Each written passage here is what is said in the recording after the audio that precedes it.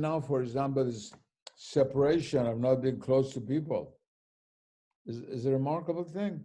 It's like forcing you to make a spiritual retreat. In Sufism, when a person wants to enter the spiritual path, is put by the master in a retreat, khalwa, what we call khalwa in Arabic and Arabic, in a room by himself, to just be with God alone.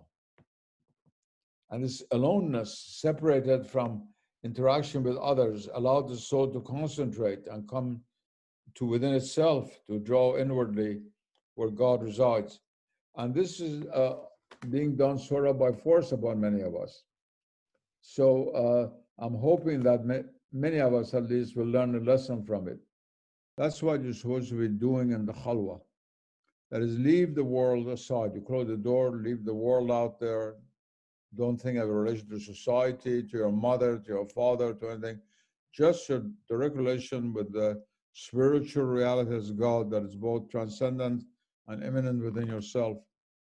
And once through that practice, your inner soul is nurtured by the divine presence, then you come out, and the perfections gained through spiritual practice that you try to then use in your relation with your family, with the society, and so forth and so on.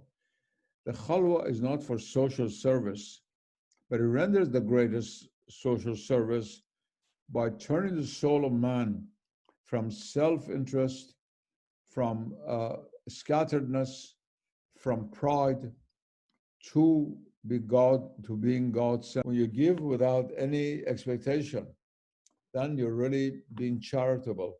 And that will come by, at first, cutting yourself from all that attaches you to outwardness, to worldliness, to pride, and trying to cut yourself from the world to be with God, and therefore to follow what Sayyidina Isa said, to be in the world but not of the world.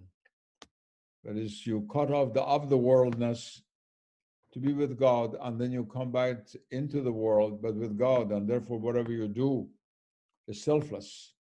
That's what the real good person is.